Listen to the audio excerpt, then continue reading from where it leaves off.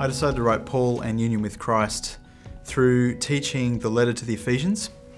And I love that letter, and it's such a rich and wonderful letter. But one of the things I was struggling to handle is the theme of union with Christ. And so I got quite interested in that and started reading about that. And at the same time, I was looking for my next big project.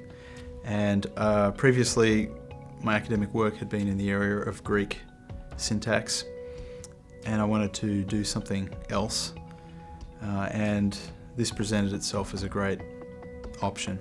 There are a couple of ways in which Paul and Union with Christ is different to the books on Union with Christ that are out there.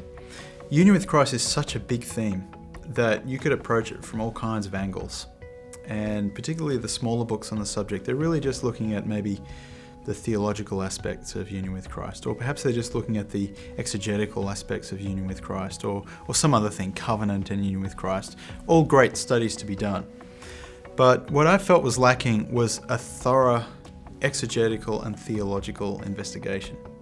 And what has not yet been done is a really thorough exegetical examination where every single reference to union with Christ and in Christ, with Christ, through Christ, into Christ language is really unpacked in its context. And all the metaphors that Paul uses, the corporate metaphors that Paul uses to describe our union with each other and our union with Christ, marriage, body, clothing, temple, building, they haven't been unpacked in that sort of context, in this sort of way. So I wanted to write a book that did all the exegetical work and was really thorough on that, but pushing towards a theological examination. So the first major part of the book is exegesis, looking at every single reference in its context. And the second major part of the book, the second half of the book, is dealing with theological themes, drawing on the data and information that's come out of the exegetical part. In terms of the content, I think there are lots of things that are a new or fresh contribution.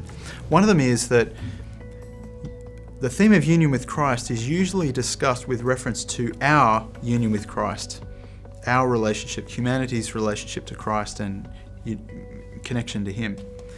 But when you look at the language, and this is one of the things that the exegesis forces you to do, you see that as many as half of the references of in Christ and through Christ refer to the Father's union with Christ.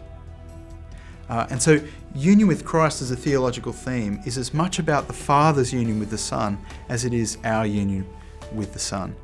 And I think trying to bring that out and show the fully orbed Trinitarian nature of union with Christ is a pretty unique feature of the book.